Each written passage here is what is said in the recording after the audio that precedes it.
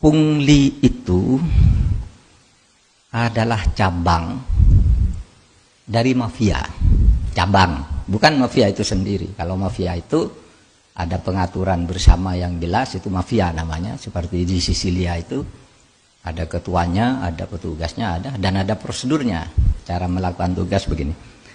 Tapi pungli itu bagian saja. Bahkan saya mengatakan pungli itu adalah bagian dari industri hukum. Industri hukum itu artinya hukum sebagai bahan mentah atau hukum sebagai hal yang sudah jadi diolah untuk dipermainkan. Itu namanya industri hukum. Misalnya industri hukum itu orang tidak salah dijadikan kambing hitam, dicari pasalnya, itu dicari pasalnya, ditekan sedemikian rupa, itu industri hukum. Atau orang salah dibebaskan, dicari pasalnya, ini pasalnya, kalau kamu mau, ini salah loh kamu, ini pasalnya begini, tapi kamu bisa saya bebaskan, ini alibi yang bisa dibuatkan oleh aparat penegak hukum, bebas, bayar dia. Itu industri hukum.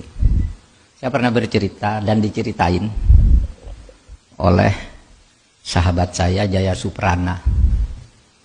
Katanya dia didatangi dulu nih, sekarang dan tidak ada, ya jangan takut.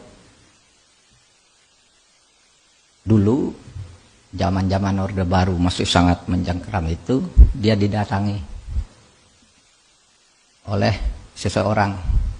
Pak, mau ndak Bapak rumah yang di depan Bapak itu saya kasihkan kepada Bapak? Gimana caranya?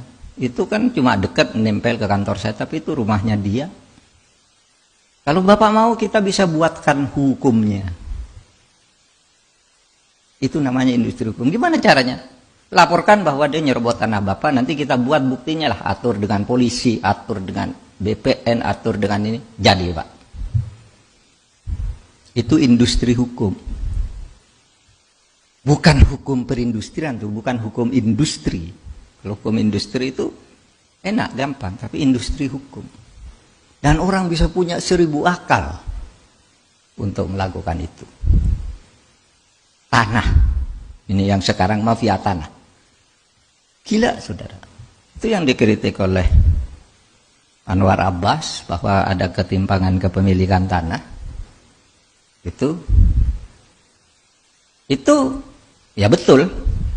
Tetapi itu yang legal yang disebut itu. Artinya negara memberi secara resmi cuma tidak adil. Oleh sebab itu Pak Jokowi menjawab, loh, itu kan terjadi dulu. Sekarang kita wajib melanjutkan karena sudah diberikan secara sah. Berdasar hukum, keputusan pemerintah yang diberi secara sah atau dilakukan perjanjian secara sah itu tidak bisa dibatalkan sepihak oleh negara. Nah itu